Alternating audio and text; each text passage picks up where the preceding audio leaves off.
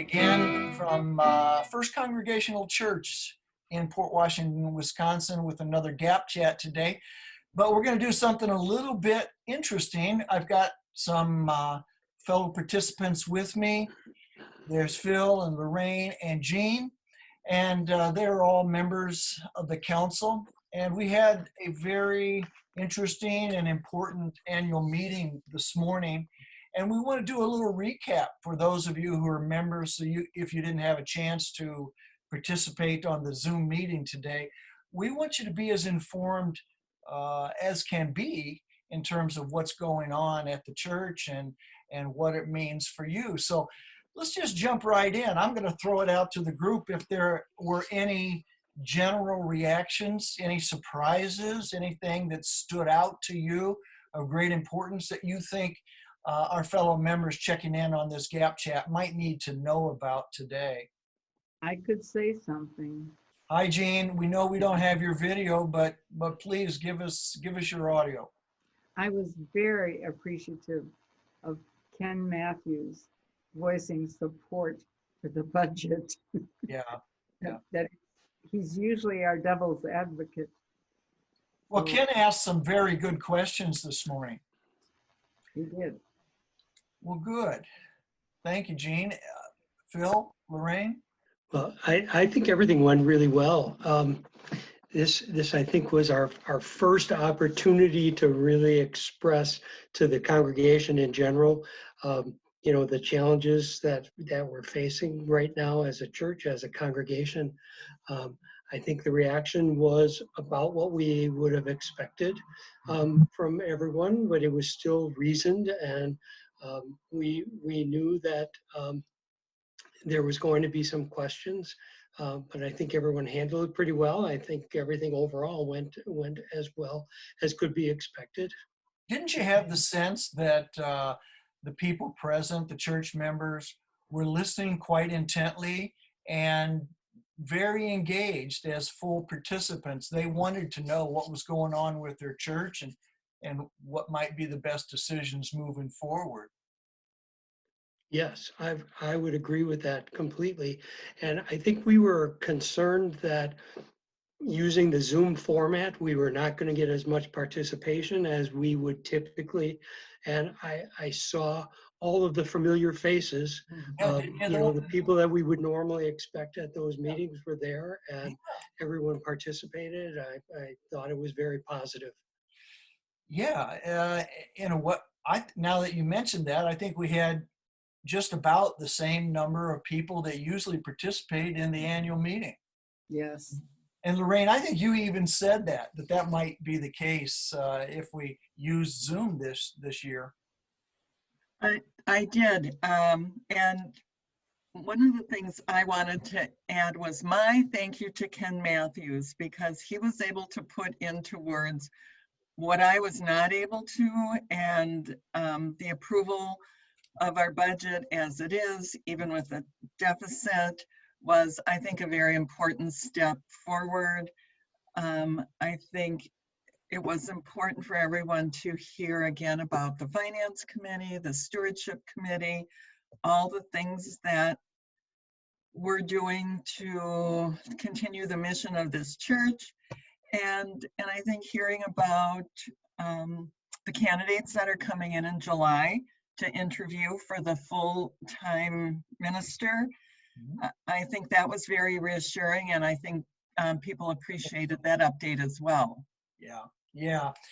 We have two candidates, or I should say two primary candidates that the search committee has been working with. I think there are others sort of on the back burners, but two candidates that they're really excited about, and Joe spoke to that a little bit and reassured people that the search committee is still working and still intent on bringing someone in as soon as we can. Yeah. Well, you had said something, Lorraine, sort of a key word there. You said something about the D word, deficit. You want to explain to the membership what that means, and then we'll give the others a chance to chime in as well. I will try and be brief, but you know, when it comes to numbers, it can be a little challenging. So when we got our first real peek at what appeared to be our final budget, when we saw that in March, there was a $33,000 shortfall. Yeah. And when we looked at the numbers, we saw that 20 people, giving units, families, whatever you want to call them, who had previously pledged, were not pledging. And the average pledger at our church will donate approximately $1,400 per year. You know, simple math, 20 times 1,400, you've got 28,000. We're short 33. It was real easy to see, you know, where the numbers came together. That being said, we were also able to get some government stimulus money to the tune of about 34,000. But, So but you would- Lorraine, you as church treasurer also pointed to other areas because Yes. of the unique situation with the virus, and the church is not open for corporate Right. gathering now. Other ways in which our finances have been pretty hard hit. Yes.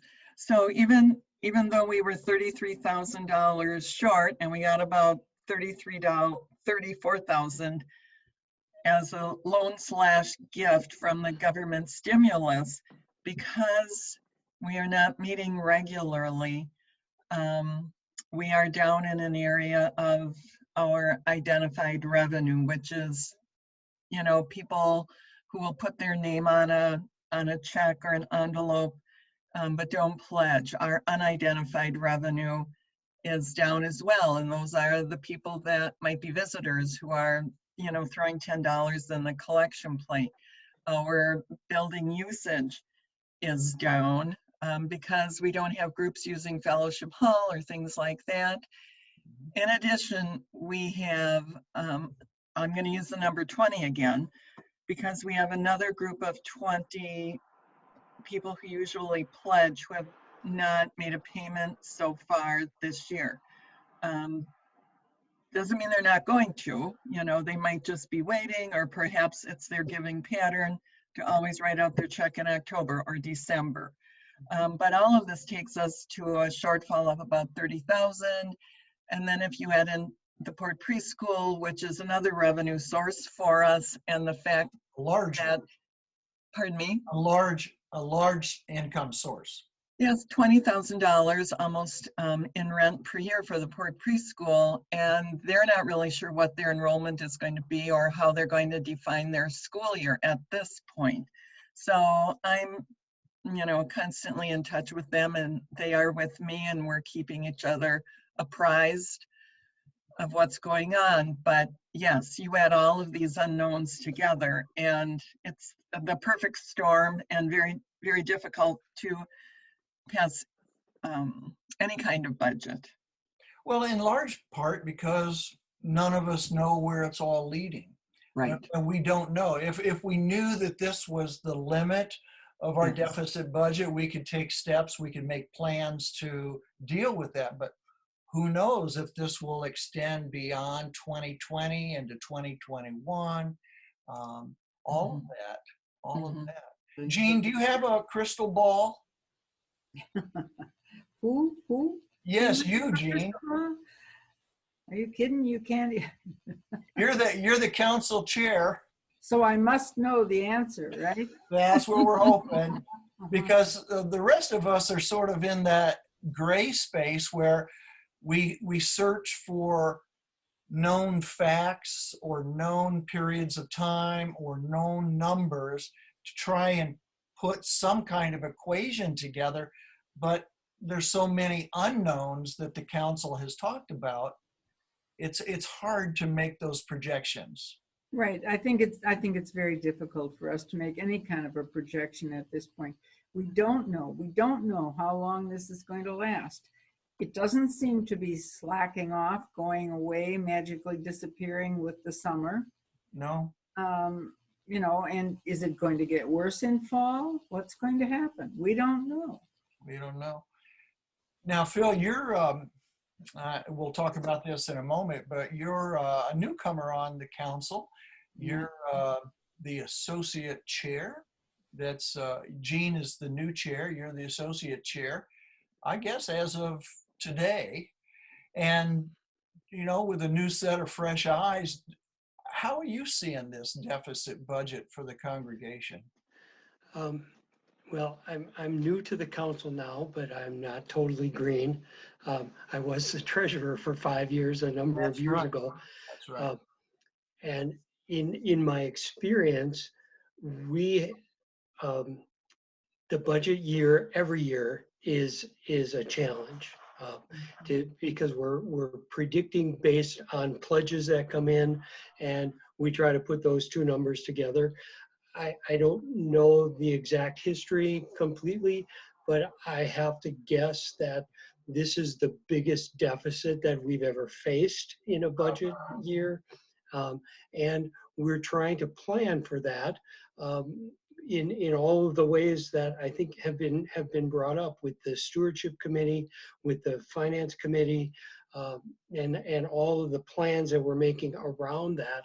I think we're going to come out of it in the end okay. It's just going to be a process that we have to work ourselves through. And as things start opening up and we start getting back together, and we don't know how long that will take. You know, we got to get Jean and our crystal ball going on that. But as soon as all of these things start coming together, I think it'll all become more clear, you know, where we stand and where we need to go. So it's a big gray area right now, but I think It is. we're going to be okay in the long run. There was an interesting point in that meeting this morning. Again, a couple of you have referenced Ken Matthews, and Ken asked a question of Lorraine, who was our church treasurer and who was giving a report. And he said to her, "Can we pay our bills?" And Lorraine, you want to share with folks what your response was? Certainly, we can pay our bills. We have about $55,000 in one checking account. We have about 75 or 25,000, I'm sorry, in another. We do have some memorials and special gifts. We do have pledges that are coming in regularly. So we're doing fine, but I'm kind of like Phil. I know we'll be fine. It's just the journey or the getting there that is going to have some bumps in the road. But I fully anticipate that the congregation will pull together and we'll come out of this as a more dynamic presence in the community. It's my prayerful hope. Well, in case somebody's wondering, we have a $250,000 budget projected for this year, for 2020, which, you know, let's just in broad terms, that's about $20,000 a month that we have expenses. We have staff, we have insurance and building expenses. We have, you know, upkeep and maintenance. We have expenses that are there even though we're not meeting in the facility. And so we have to continue to meet those.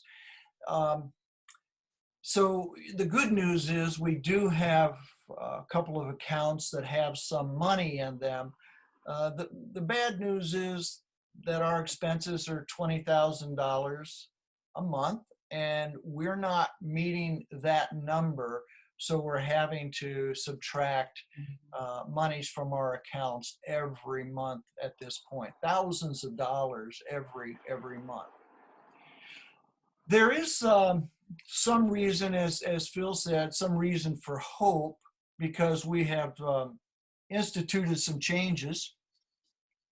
We have established a stewardship committee that we did not have up and running. We have an oversight finance committee of some wonderful people, knowledgeable in finance, and they are operating. So there are some reasons I want our membership to know. reasons for your optimism, that we're not just sticking our heads in the sand, but that we have a plan, and we're doing the best we can. We sent out a letter last week to the congregation outlining some of our concerns and some of our plans for addressing this particularly difficult financial time that we're in. Lorraine, you've been very central in all of this, and I do want to thank you especially. You have worked tirelessly for weeks now without rest, and I wish there was a way, I don't know what it would be, but I wish there was a way to express our appreciation so the congregation would know all of the hours that you have put into helping us get straightened away and lay some of the plans for moving forward. The other thing is there's something else on the horizon, and that, as we said, we have a new settled minister that we're hoping the search committee makes a final decision on in the next month or so. And Joe Miller gave a report about that today and said it was his hope that in the next couple of months to identify who that person might be and be able to introduce that person to our congregation. That will be a big step forward, and we're all relieved to know that they're coming down the home stretch on that. And I certainly hope that at the point we greet a new settled minister, we're able to do that in person. Doing that via Zoom would just seem so awful. Gene, I've had conversations with other people lately about that. And how do you welcome a new settled minister, but not be able to do that personally? How challenging that would be. And we're all hoping that we could throw wide the doors and welcome somebody with a handshake. But it's challenging. Right. It's just every time I think about that, I think, oh my gosh, it would be so depressing to come to a new community and not be able to meet anyone in person. Wouldn't how difficult that would be? You want to get off on the right foot. Right. You know, that's the world in which we live right now, and we'll have to see what a couple of months from now brings. I have my perspective on it, and I wish it were different, but I think we're still going to be guarded in a couple of months. I think so too. I'm afraid so. I know nobody wants to say it, but that's where we are. There was another piece to the meeting this morning, and we were proud and excited to be able to offer a full slate of candidates to fill our open positions for council. Gene is going to be the new moderator, as I said. Phil Stepansky is the associate moderator. Savannah Anderson, been around quite a while, and she's going to be the Christian Education Committee person. Eric Olson is stepping in as community outreach person. And Rick Probst is our staff support and review. And let me tell you, as the interim minister, Rick is entering into a very important position.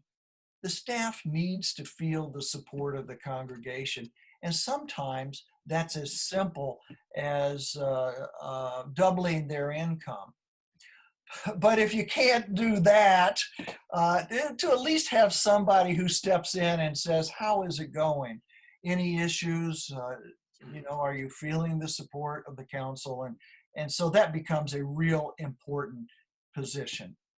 Trying to think, Ray Shoup is stepping down as council chair, but he's kind of taken a lateral move because he's on the new finance committee, along with Owen and Lorraine.